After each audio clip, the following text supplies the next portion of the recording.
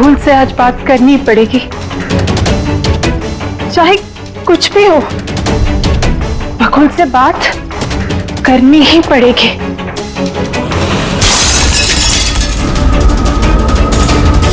घर में तो कोई नहीं है, ये आवाज कैसे?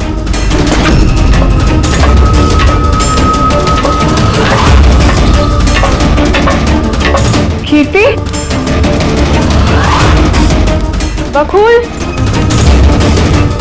तो कुछ बोलता क्यों नहीं है? कीर्ति, भैया, कीर्ति,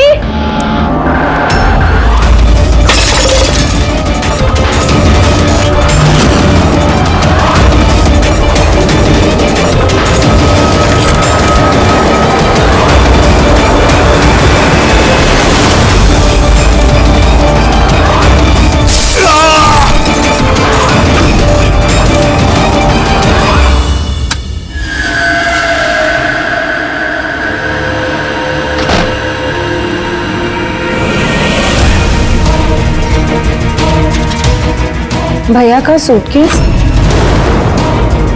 भैया बैंगलोर नहीं गए क्या?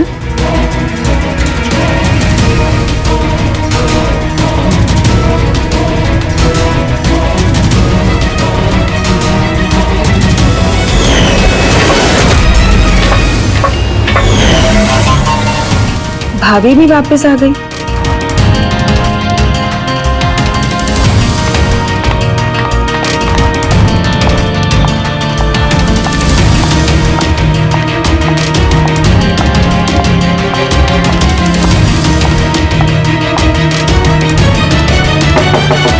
भैया,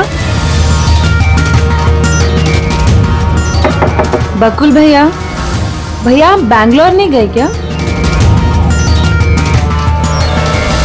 भाभी,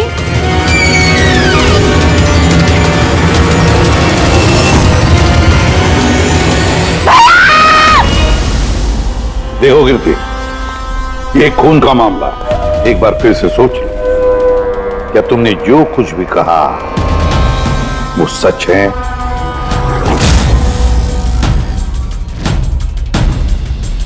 सर, हमें नहीं लगता है कि ये बात सच है। आपके लगने या ना लगने से कोई फर्क नहीं पड़ता। जब आपसे कुछ पूछा जाएगा तभी बोलना। हो सकता है ये सच बोल रही हो, क्या पता। मैं पागल नहीं हूँ, मैं होश में हूँ।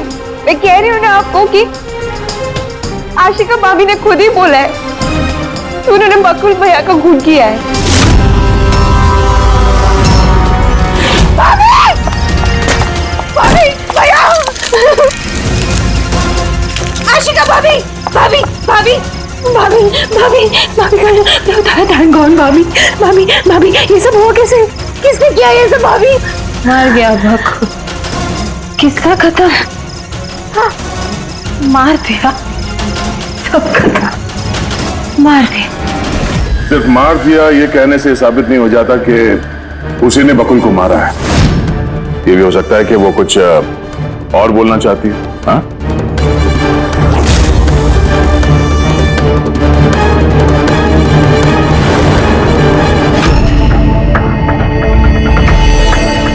एक बात बताओ, जब बकुल का खून हुआ उस वक्त तुम सब लोग कहां पर थे?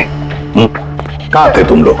मैं और नितिन तो एक दोस्त की शादी में खंडाला गए थे। कीर्ति का कॉल आया और हम भागे चले आए। मेरी बिजनेस मीटिंग थी होटल क्रिट्स में, वहां एक क्लाइंट के साथ डिनर था। जैसे ही नितिन का फोन आया तो मैं यहां पर चला आया। और आप कीर्ति, आप कहां थे?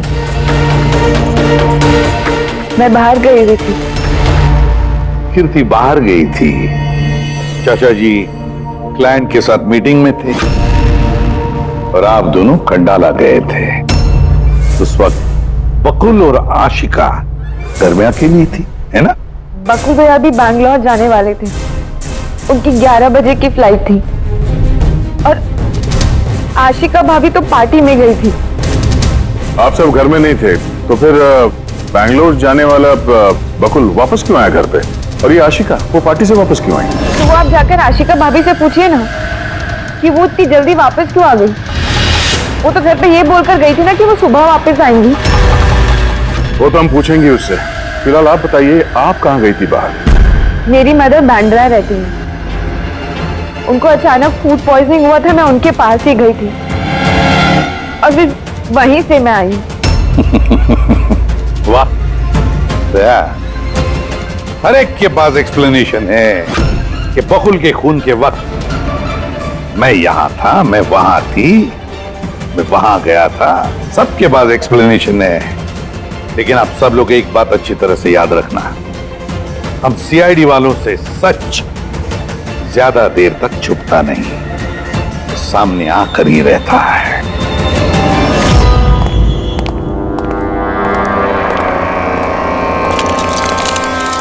हाँ जी, पूरी बॉडी में कांच के टुकड़े घुसे हुए थे।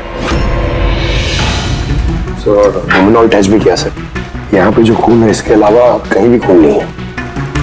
एक काम करो, घर की अच्छी तरह से तलाशी लो, देखो कोई ना कोई सबूत जरूर मिलेगा, है ना?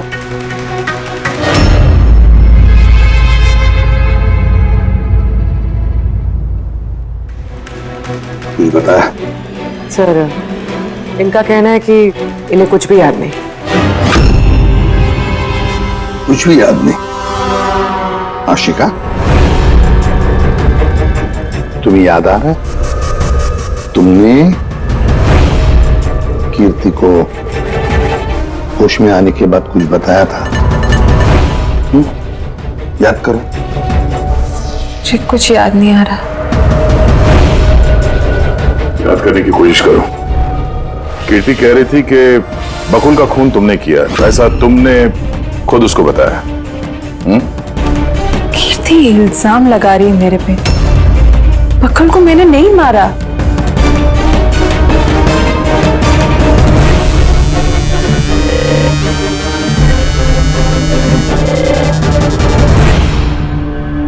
सर कहीं ये याददाश्त जाने की एक्टिंग तो नहीं कर रही है?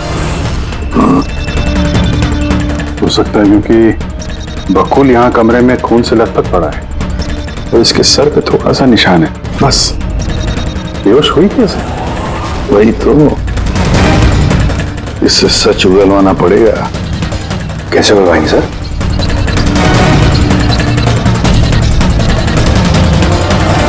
सच उगलवाएंगे नार्को टेस्ट से।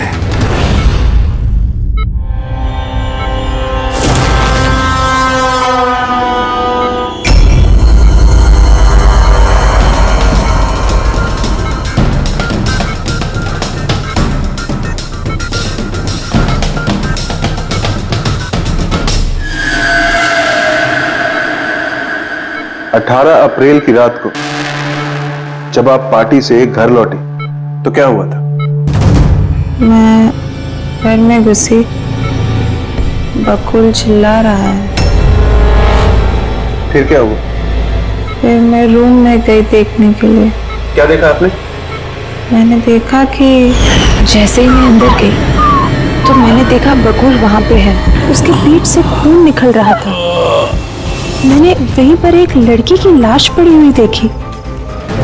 मुझे गुस्सा आया और मैंने वहां पड़ा एक कांच को उठाया।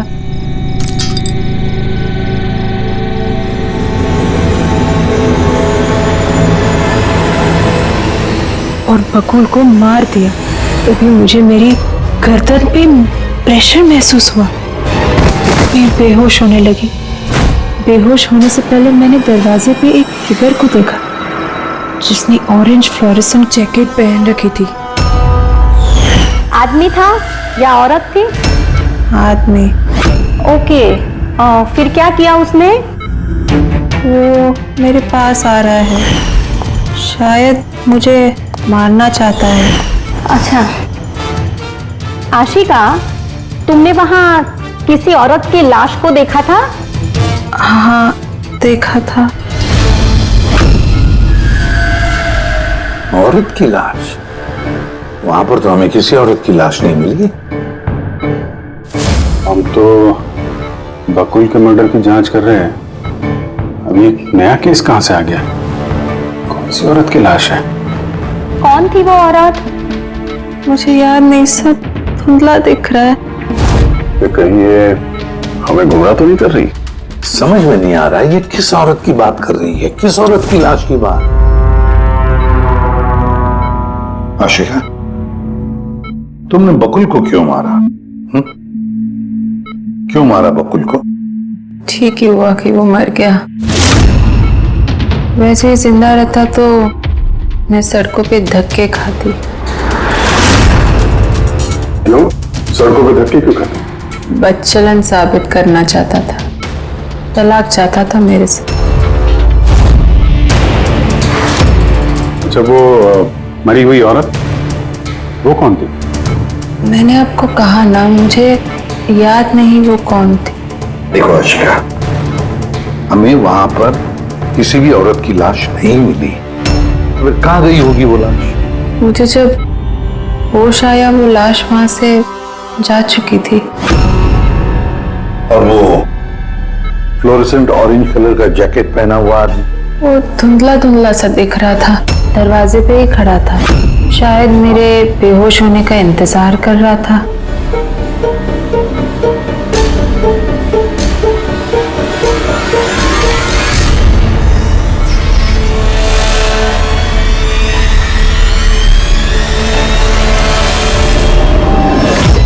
अभी तो आशिका वही बोल रही है जो उसे अच्छा लगता है, मगर टेस्ट में उसने सब कुछ सच सच बोला है। Thank you sir. अगर इसने नार्को टेस्ट में सच बोला है तो हमें उस मरी हुई औरत के बारे में पता करना पड़ेगा। लगता है क्राइम सीन पर दोबारा जाना पड़ेगा। अच्छी तरह से फिर से चेक करते हैं, कोई ना कोई सबूत तो मिलेगा ही मिलेगा। सर, ये मशीन कोई स्पेशल मशीन है?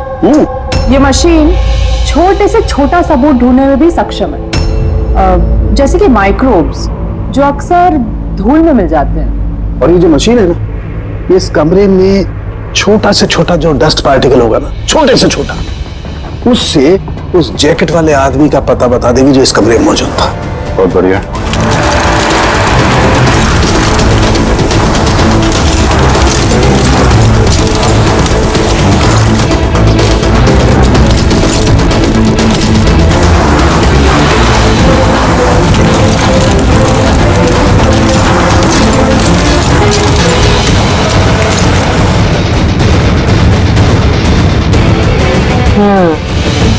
ये देखिए, जो हमारी नजरों से बच गया वो इस मशीन ने ढूंढ निकाला।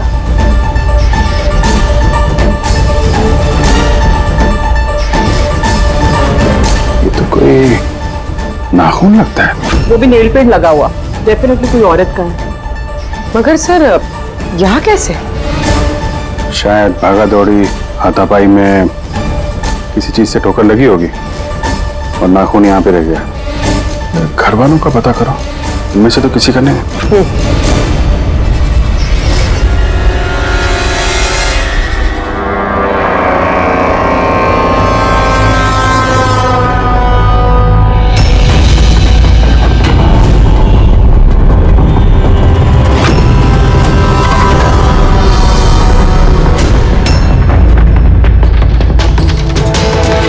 सर,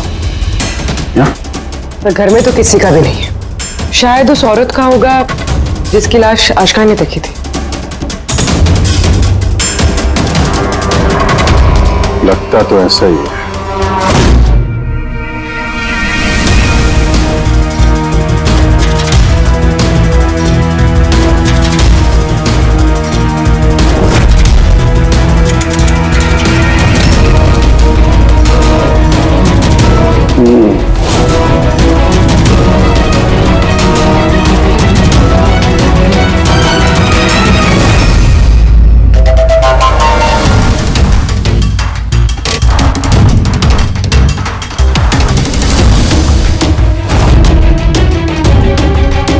जगह पे हाथ है तेरे का?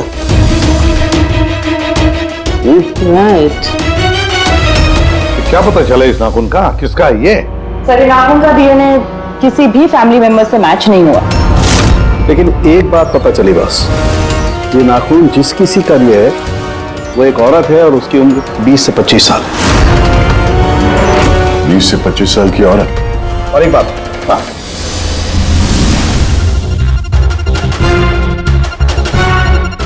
ये जो बारीक बारीक सफेद सफेद कण देख रहे हैं ना, ये high percentage of high and है।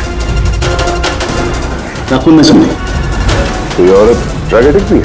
हाँ, घर परिवार की नहीं, बाहर की है। सर कोई बाहर वाली वहां पे आई है तो किसी कार, ऑटो, टैक्सी वगैरह ही किया होगा। हाँ, पता लगाना पड़ेगा रिक्शा वालों से, टैक्सी वालों से कि क्या उनमें से किसी ने उसे घर पर छोड़ा है क्या। सर वो आशिका बता रही थी कोई फ्लोरोसेंट ऑरेंज कलर की जैकेट पहने हुए आदमी था वहां पे। बेहोश होने से पहले मैंने दरवाजे पे एक फिगर को देखा जिसने ऑरेंज फ्लोरेसेंट जैकेट पहन रखी थी। वो कौन है, कहाँ से आया, कहाँ गायब हो गया, उसके बारे में ही पता लगाना पड़ेगा। और सर जितने ड्रग पेडलर्स है उनसे भी पता करना पड़ेगा कि कितनी औरतें ये हाई एंड लेती हैं। अभिजीत, एक काम करो, रिक्शा वालों से, टैक्सी वालों से पता लगाओ क्या किसी ने इस औरत को घर पर छोड़ा था क्या, और मिसिंग पर्सन रिपोर्ट भी चेक करो। बताया चलो, शहर में जितने भी ड्रग पेडलर्स है ना, सबसे जाकर पूछताछ करो, देखो क्या वो किसी ऐसी औरत को जानते हैं जो हाई क्वालिटी इस्तेमाल करती है। और हम जाकर उन घर वालों से मिलते हैं, देखते हैं क्या कर रहे थे, कहाँ गए थे इस हादसे के वक्त।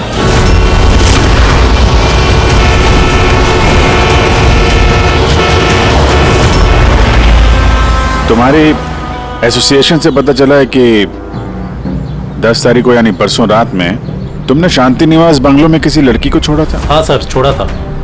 कितने बजे की बात है? सर लगभग 1 बजे की बात है, उसी बंगलों में। सर बहुत नशे में थी वो और बार बार अपने हस्बैंड को गाली दे रही थी। अच्छा, जी सर।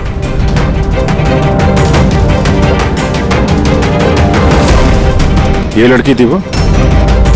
हाँ सर, यही थी वो। वहाँ बंगलों के आसपास कुछ गड़बड़ लगी क्या? नहीं सर, गड़बड़ तो कुछ नहीं लगी, सब कुछ नॉर्मल ही था। और एक कार खड़ी थी, एक बाइक और सर एक गार्बेज वैन भी था। Garbage van? जी sir. Sir sir sir sir sir sir, मैं भी एक लड़की को परसों शांति निवास बंगलों के बाजू में छोड़ा था। कितने बजे? सर यही कोई 12:30 बजे के आसपास। और तुमने 1 बजे छोड़ा था? जी सर। ये लड़की थी वो? नहीं नहीं सर, ये लड़की नहीं थी।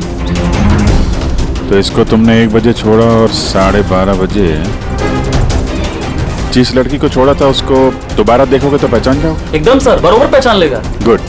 सुनो, तुम लोगों से जो भी सवाल पूछा जाएगा उसका सही सही जवाब चाहिए। जरा सा भी झूठ बोला ना तो बड़ी मुसीबत खड़ी हो जाएगी, समझे? सर झूठ बोल के जान आफत में नहीं डालनी है हमें। तो फिर बताओ, जिस दिन बकुल का खून हुआ उस दिन क्या चेतन तुम्हारे होटल में था? जी सर, वो होटल में थे और उन्होंने सारा समय क्लाइंट के साथ बिताया। उन्होंने क्लाइंट के साथ डिनर भी किया। अच्छा, तो ठीक है, क्लाइंट के सारे डिटेल्स चाहिए हमें, और उस दिन का सीसीटीवी फुटेज भी। शीना, कीर्ति की माँ को फूड पॉइजनिंग क्यों हुई? खाने में क्या मिलाया था?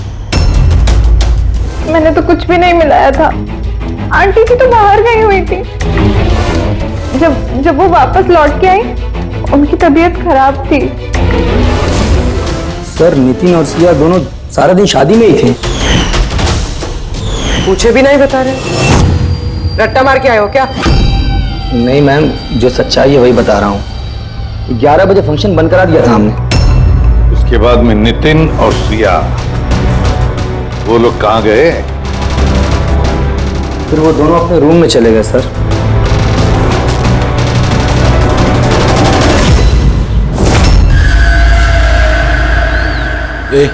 ये माल किधर मिलेगा?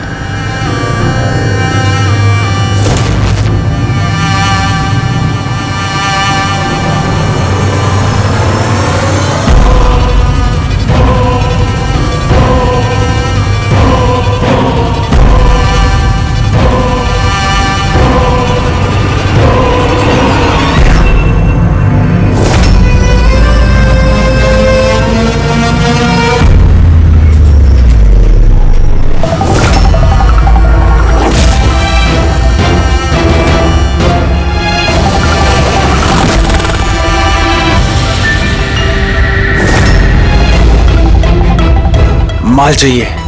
मिलेगा। कितना चाहिए और पेमेंट कैसे करेगा? पेमेंट माल इस्तेमाल करने के बाद। माल इस्तेमाल करने के बाद। भागने के बारे में ना सोचना भी मत। मेरे पास हर एक क्लाइंट की ना कुंडली है, कुंडली, और उस कुंडली में लिखा है कि मेरा क्लाइंट ओवरडोज से मरेगा या मेरी बंदूक की गोली खा के। मगर तेरी कुंडली में लिखा है जेल जाना। उन सब औरतों के फोन नंबर चाहिए हमें जिन्हें तुम ड्रग सप्लाई करते हो। जल्दी लाओ।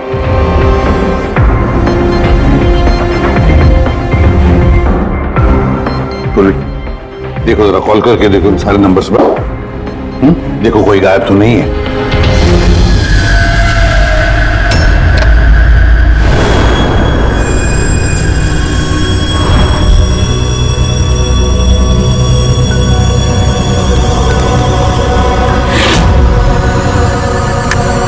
हेलो। हाँ जी, मैं सोनारिका से बात कर सकती हूँ? देखिए मैम, सोनारिका जो है 2 दिन से यहाँ काम पर नहीं आ रही है। क्या? और जिसकी वजह से हम लोग भी परेशान हैं। 2 दिन से? ठीक, thank you. Sir, sir diary में जो फोटोज थी उनमें से ये वाली लड़की गायब है। इसका नाम सोनारिका है और ये एक बार में काम करती है। हाँ। 2 दिनों से गायब है। ये सोनारिका, ये तुम्हारी क्लाइंट है? हाँ सर। इसी लड़की को छोड़ा था तुमने? हाँ सर, यही थी, यही थी। आशिका ने इसी को देखा होगा। बकुल के परिवार वालों को अंदर देख रहा हूं। जरा ध्यान से देखिए ये फोटो। ये वो लड़की है जिसकी लाश आपके घर से मिली थी। आप लोग जानते हैं सर? हाँ? नहीं सर। मैंने देखा है इसे बकुल भैया के साथ 2 महीने पहले। बकुल भैया के साथ 2 महीने पहले? कहां पर देखा था? एक होटल के बाहर, और भैया ने कहा कि ये उनकी क्लाइंट है। अच्छा, एक ड्रग एडिक्ट बार में काम करने वाली लड़की के साथ बकुल था और इनसे झूठ बोल रहा था कि क्लाइंट है। क्यों झूठ बोला उसने?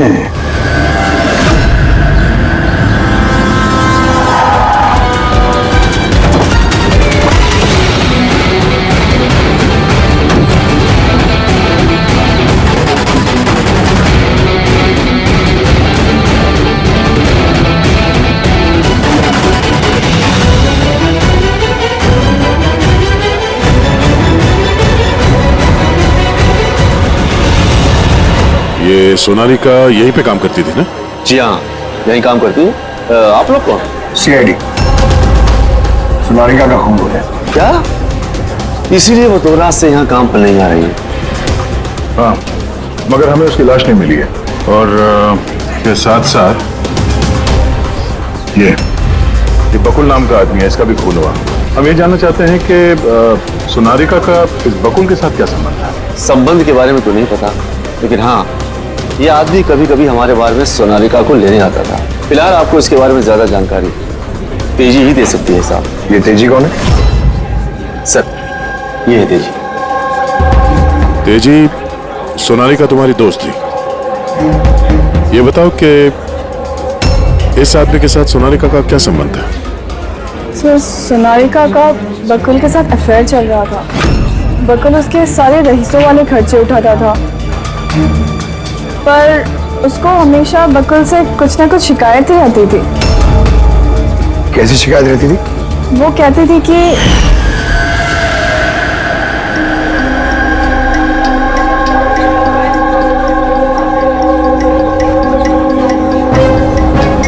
सोनालिका, क्या हुआ? मैं बकुल के साथ ना अब ये रिश्ता और नहीं रख पाऊंगी। क्यों, क्या हुआ? ना तो ये रिश्ता रखने के पैसे मिल रहे हैं, और नहीं वो बकुल अपनी बीवी आशिका को डाइवोर्स दे रहे हैं। कुछ तो करना पड़ेगा। क्या करेगी तू? ब्लैकमेल। क्या? मैं उसे ब्लैकमेल करूंगी जिसने मुझे नाटक करने के लिए कहा है। तो कोई सोनालिका को पैसे दे रहा था बकुल के साथ प्यार का नाटक करने के लिए। मास्टरमाइंड कोई और ही है? हाँ, और उसी मास्टरमाइंड ने प्लान किया और इस सोनारिका और बकुल को मार दिया। और आशिका का वहां पर आना प्लान में शामिल नहीं था। समझ में नहीं आ रहा है कि ये बकुल अपनी फ्लाइट छोड़कर घर वापस क्यों आया। और सर, अगर खूनी को बकुल की गर्लफ्रेंड को मारना ही था तो कहीं और भी मार सकता था। वहां घर पे क्यों क्यों किया? तो शायद खूनी को पहले से पता था कि बकुल के घर में कोई नहीं, इसीलिए उसने धोखे से सोनारिका को वहां पे बुलाया और उसी समय बकुल और आशिका वहां पे पहुंच गए होंगे। ये हो सकता है। तो सर, लाश को घर से बाहर कहां लेके गए होंगे और कैसे? क्योंकि बकुल के घर की सारी गाड़ियां तो पहले से बाहर थी। दया, खूनी अगर चाहता है तो क्या लाश के टुकड़े करके वो सूटकेस में भी ले जा सकता है, या फिर लाश के टुकड़े करके वो प्लास्टिक के थैलियों में भी डाल सकता है। कचरे की थैलियां हैं प्लास्टिक की। हाँ सर। एक कार खड़ी थी, एक बाइक, सर एक गार्बेज वैन भी था। क्या?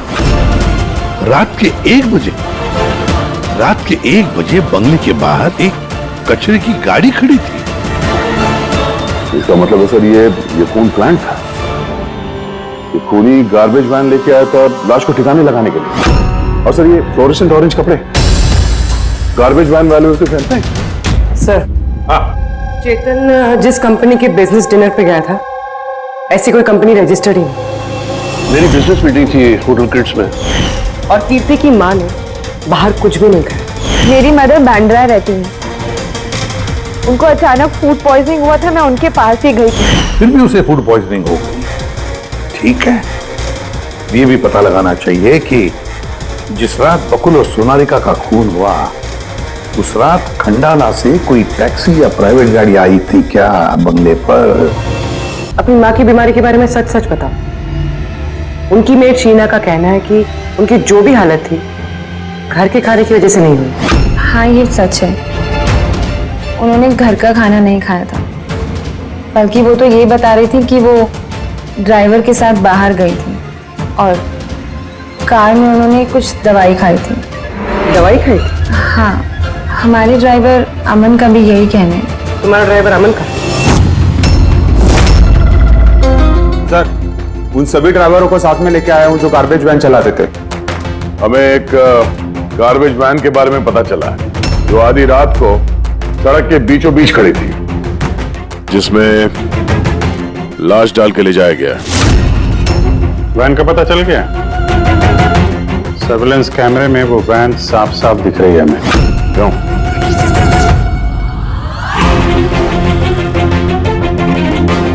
तुम हो ना उस वैन के ड्राइवर? नहीं सर, मुझे कुछ नहीं पता।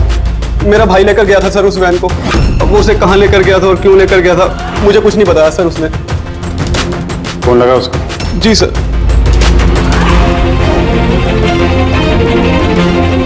हेलो अमन, कहाँ है तू?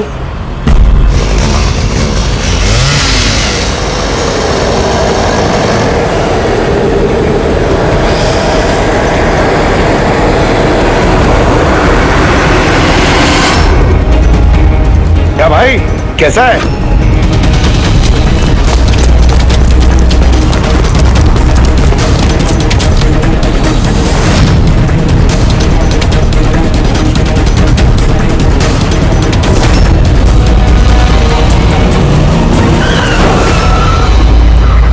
सर, मैं सब सच बताता हूँ। मैंने तो जो कुछ किया उस फोन कॉल की वजह से किया था, जो बकुल सर के बंगले से आया था। किसने फोन किया था बकुल के बंगले से? मैंने उसे कभी देखा नहीं है, सिर्फ उसकी आवाज सुनी थी। औरत या आदमी? सर, कभी कभी तो औरत की आवाज में फोन आता था और कभी आदमी की आवाज में। सर, ये जो कोई भी है ना, ये बकुल के घर वाला ही। हाँ, मगर तूने ये सब किया क्यों? कोई फोन पे कुछ भी बोल देगा तू कर देगा? हाँ? सर, मुझे लालच दिया गया था सर कि मेरे 5 लाख के कर्जे को चुका दिया जाएगा अगर मैंने उनकी बात मानी तो। सर, मैं लालच में आ गया था, मगर मैंने कोई खून नहीं किया सर। मैंने तो सिर्फ लाश को ठिकाने लगाया था सर। लाश कहाँ?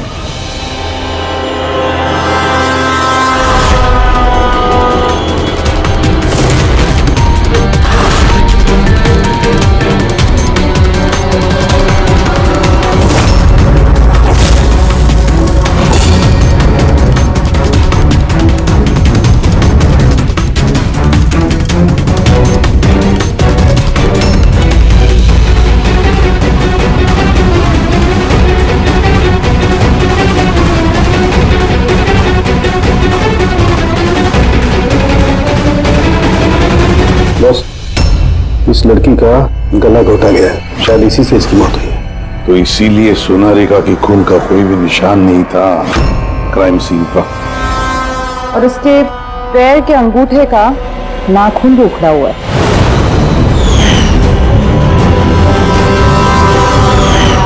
और सर ये क्या है, ये पीला पीला पार्टिकल? यही तो इस केस की सबसे अहम कड़ी है। चलिए खड़े हो जाइए सर, उठिए। और कितनी पूछताछ करेंगे आप लोग? सब कुछ तो बता दिया हमने। इस बार कोई पूछताछ नहीं होगी, आप सभी का नार्को टेस्ट होगा।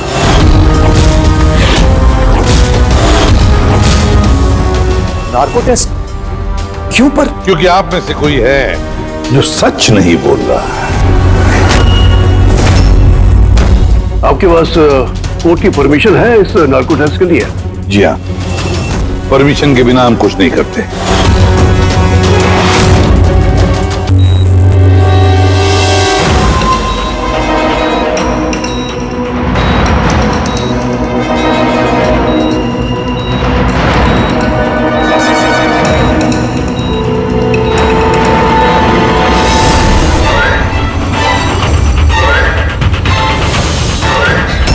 नींद आ रही है?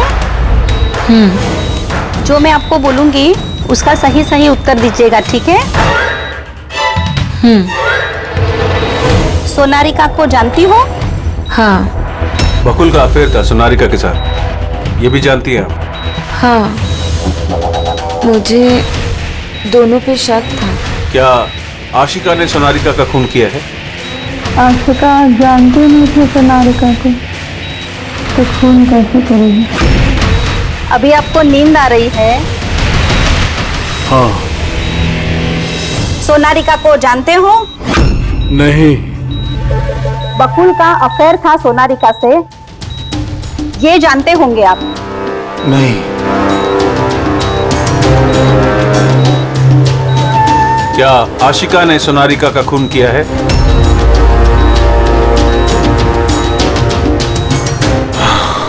आशिका सोनारिका को जानती थी। आशिका ने ही बकुल और सोनारिका का खून किया है। उसी ने यह खून की साजिश रची थी। आशिका की हरकतें कुछ दिनों से काफी अजीब थी। ये बात मैंने बकुल को बताई थी। क्या हुआ सर?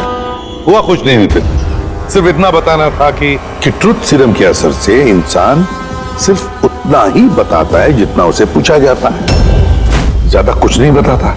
अब बात यह है कि इंसान का दिमाग अपना मेमोरी शेयर करता है पर ओपिनियन नहीं देता, जैसे तुमने अभी दिया।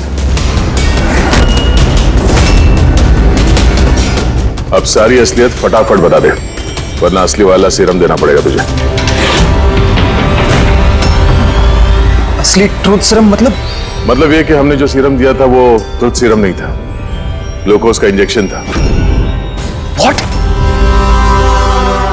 शक तो हमें तुम पे पहले से ही था, लेकिन सारी सच्चाई तुम्हारे मुंह से सुनना चाहते थे। नितिन, सब कुछ तुमने बड़ी सफाई से, बड़ी चालाकी से किया था, लेकिन सोनारिका के चेहरे पर जो हल्दी लगी थी ना, उसने तुम्हें पकड़वा दिया। वही हल्दी जो शादी के वक्त तुम्हारे हाथ में लगी थी। ये पीला पीला पार्टिकल दरअसल हल्दी है, और इस हल्दी में आटा और तेल भी मिला हुआ। आटा, तेल, हल्दी? चेहरे पे हल्दी नहीं है, सिर्फ यहाँ कदम के पास। कहाँ से आई होगी ये हल्दी? सर सिया बता रहे थे कि वो लोग खंडाला गए थे शादी के लिए, और वहां पे हल्दी के रस्म में शामिल भी हुए थे वो लोग। बकुल 500 करोड़ का एम्पायर चला रहा था, वो एम्पायर जो मैंने सेटअप किया था, लेकिन वो मुझे ही उस एम्पायर से बेदखल करने की फिराक में था। तो फिर उससे बात करते थे, उससे समझाते थे। बात करने की कोशिश की थी सर, कई बार कोशिश की थी, लेकिन वो सुनता तब ना। भाई था वो मेरा, मैं नहीं मारना चाहता था उसे, लेकिन वो पूरा एम्पायर अपने नाम पे करवाना चाहता था। इसीलिए फिर मैंने भी एक प्लान बनाया। क्या प्लान बनाया? बकुल और आशिका के आए दिन झगड़े होते रहते थे। वो आशिका को छोड़ना चाहता था। मैंने सोनारिका को पैसों का लालच दिया और उससे कहा कि बकुल से झूठ मूठ का प्यार का नाटक करे और एक दिन आगे जाके उससे शादी भी करे। दरअसल मैं सोनारिका के जरिए अपना एम्पायर हासिल करना चाहता था। मगर उसे क्यों मार दिया? वो तो तुम्हारा साथ दे रही थी। शुरू में सर, लेकिन बाद में उसने मुझे ब्लैकमेल करना शुरू कर दिया। और इसलिए तुमने सोनारिका को धोखे से घर बुला लिया? हाँ सर। उस रात मैंने ऐसी सिचुएशन क्रिएट की जिससे कि सब लोग घर से बाहर रहे। मैं भी सिया के साथ खंडाला चला गया और जैसे ही सिया ने दवाई ली और सो गई, मैं फौरन टैक्सी पकड़कर यहां आ गया और अमन को बुला लिया। सोनारिका के घर पहुंचते ही, देखो सोनारिका, मेरी बात समझने की कोशिश करो। अगर बीच रास्ते में तुमने मेरा साथ छोड़ दिया तो मेरा पूरा प्लान चौपट हो जाएगा। हो जाए प्लान चौपट, मुझे कोई फर्क नहीं पड़ता। और वैसे भी मुझे उस बकुल में कोई इंटरेस्ट नहीं है और ना ही मैं उससे प्यार करती हूँ और ना ही मैं उससे शादी करना चाहती हूँ।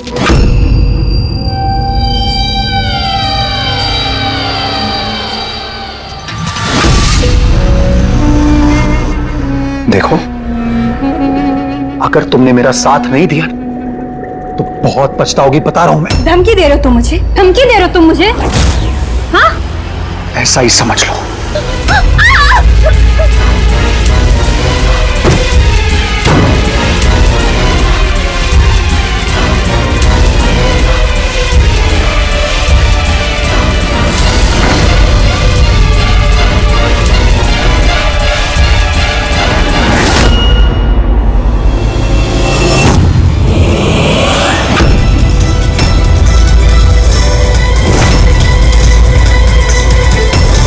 भैया, बकुल, ये क्या किया आपने? ये सोनारिका मुझे फंसाना चाहती थी। मैं पुलिस को बुलाऊंगा। बकुल, बकुल, बकुल!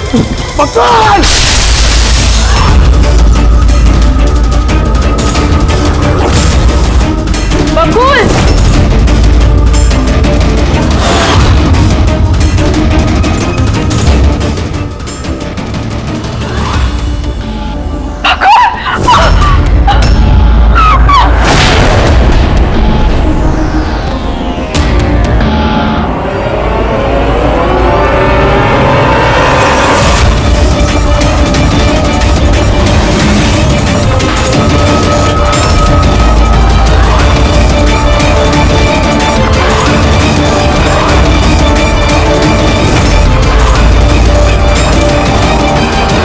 मैंने अमन को फोन पे पहले ही बता दिया था सोनारिका की लाश को ठिकाने लगाने के लिए। उसने बिल्कुल वैसा ही किया। पैसों की लालच ने तुम्हें इतना अंधा बना दिया कि तुम अपना सगा रिश्ता भी भूल गए, अपने भाई की जान ले ली और तो और अपनी साथी सोनारिका को भी मार डाला। कानून तुम्हें कभी माफ नहीं करेगा। कड़ी से कड़ी सजा होगी, शायद फांसी। इस तरह के और भी एपिसोड देखने के लिए हमारे चैनल को सब्सक्राइब करें और बेल आइकन दबाना ना भूलें।